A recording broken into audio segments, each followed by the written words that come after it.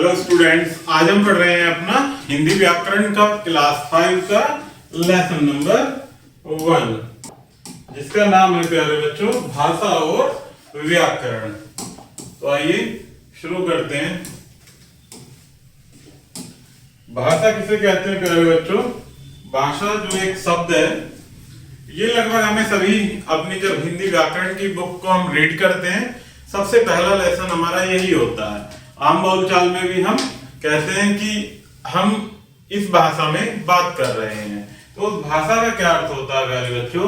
कि भाषा एक ऐसा माध्यम है, एक ऐसा मीडियम है जिसके द्वारा हम अपनी बात को दूसरों को समझाते हैं और उनकी बात को सुनकर हम उन्हें उत्तर देते हैं।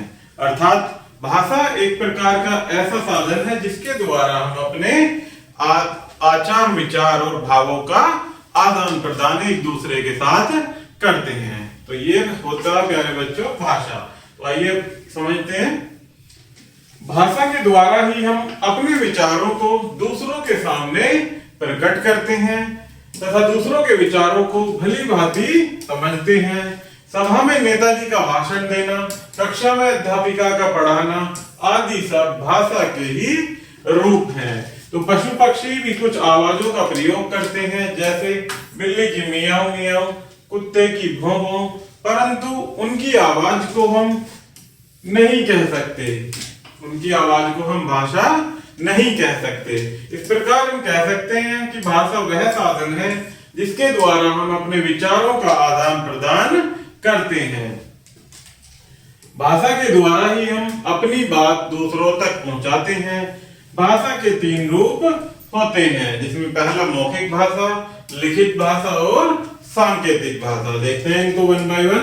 पहला होता है मौखिक भाषा। जब हम अपने विचार बोलकर दूसरों के सामने प्रकट करते हैं तथा दूसरा सुनकर हमारी बात समझता है, तो वह मौखिक भाषा कहलाता है। नेक्स्ट है प्यारे बच्चों लिखित भाषा। जब हम अपने विचार लिखकर दूसरों को प्रकट करते हैं तथा दूसरा पढ़कर उसे समझता है, तो वह लिखित भाषा कहलाती है। नेक्स्ट है सांकेतिक भाषा। जब हम इशारों के द्वारा कुछ कहते हैं तो उसे सांकेतिक भाषा कहते हैं। इशारों से की गई जो वार्तालाप होती है प्यारे बच्चों, वही हमारी क्या कहलाती है? सांकेतिक भाषा। आगे देखते हैं बोली। जिस भाषा का प्रयोग क्षेत्रीय स्तर पर होता है उसे बोली कहते हैं। जैसे हमारे देश में 600 से अधिक बोलियां बोली जाती हैं, जैसे भोजपुरी, मैथिली, बघेली, राजस्थानी आदि। इसे क्या कहते हैं प्यारे बच्चों? इन्हें बोलियां। अर्थात जो स्थान पर हम जहां पर रह रहे होते हैं, वहां के आसपास के एरिया में वहां जो भाषा बोली जाती है प्यारे बच्चों, उसे क्या कहते हैं? क्षेत्रीय। अर्थात वो वहां की बोली होती है, अर्थात क्षेत्रीय भाषा। आगे देखते हैं भारत की प्रमुख भाषाएं। भारत में 22 भाषाओं को मान्यता प्राप्त है। कितनी भाषाओं को?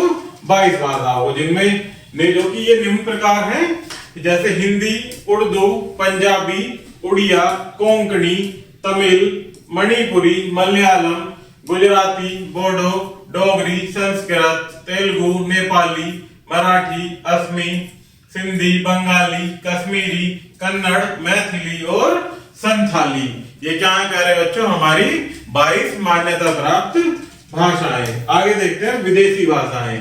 हर देश की अपनी भाषा होती है। कुछ विदेशी भाषाएं निम्नलिखित हैं, जैसे जापानी, रूसी, चीनी, स्पेनिश, अंग्रेजी और अरबी। ये कैसी भाषाएं हैं? विदेशी भाषाएं। आगे देखते हैं प्यारे बच्चों लिपि।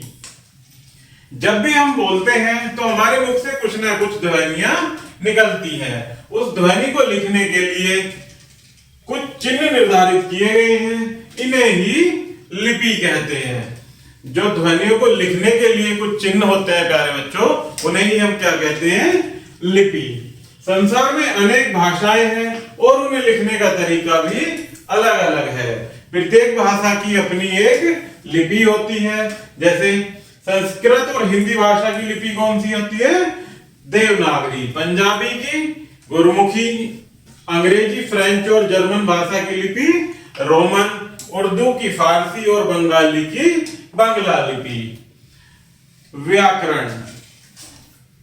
मोहिनी जाति विद्यालय प्रतिदिन है। मोहिनी प्रतिदिन विद्यालय जाती है। उपयुक्त लिखे वाक्यों में पहला वाक्य मोहिनी जाति विद्यालय प्रतिदिन है पढ़ने में कुछ अटपटा सा लग रहा है, क्योंकि व्याकरण की दृष्टि से यह वाक्य अशुद्ध है। परंतु दूसरे वाक्य मोहिनी प्रतिदिन विद्यालय जाती है, यह वाक्य पढ़ने में शुद्ध लग रहा है। इस प्रकार हम कह सकते हैं कि जिस विद्या के द्वारा हम भाषा को शुद्ध रूप से बोलना, पढ़ना और लिखना सीखते हैं उसे व्याकरण कहते हैं। क्या कहते हैं? कि जिस भाषा से हम, जिस विद्या के द्वारा हम भाषा को शुद्ध बोलना, लिखना और पढ़ना सीखते हैं वही क्या कहलाती है? व्याकरण।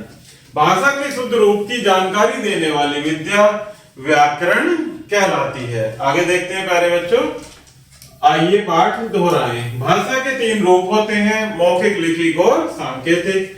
भारत में 22 भाषाएं मान्यता प्राप्त हैं। संस्कृत हमें शुद्ध रूप से बोलना, पढ़ना व लिखना सिखाती है। तो इस प्रकार से प्यारे बच्चों हमारा ये लेसन यही समाप्त होता है। आशा करता हूं कि आपको यह वीडियो जरूर पसंद आई होगी। धन्यवाद।